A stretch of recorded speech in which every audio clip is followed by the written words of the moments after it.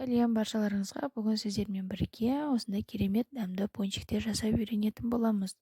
Ең алдымен бізге бөлме температурасында сүтімізге аштығымыз бен қантымызды салып, жақсылап араластырамыз.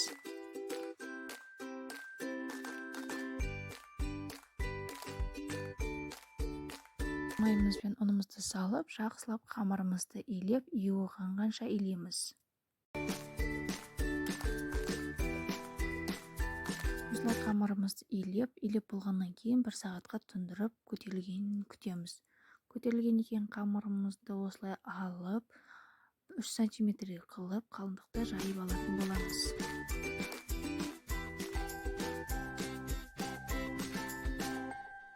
Жайып алған қамырымызды осылай насаткілермен кесіп алатын боламыз.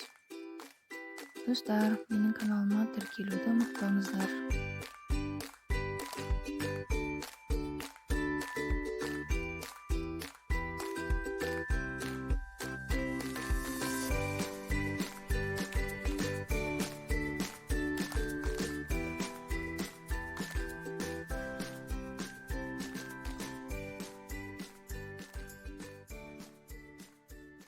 Барлығын бөліп болғаннан кейін 10-15 минут тағы қойып қоятын боламыз.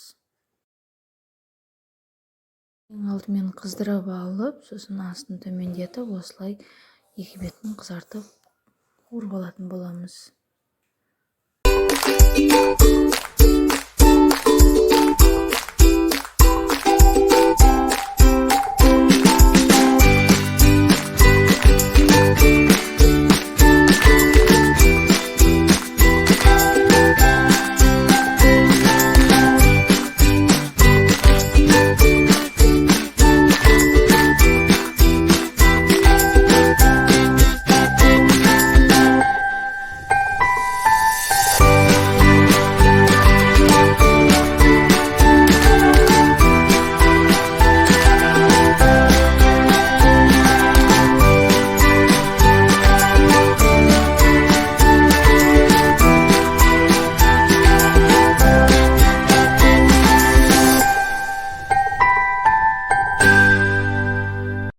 Барлығын қуырып болғаннан кейін шоколадымызды ерітіп, осылай пончиктердің бетіне шоколадымызды жағатын боламыз.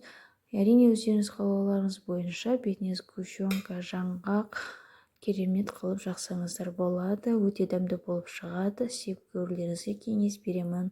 Ас болсын баршаларыңызға.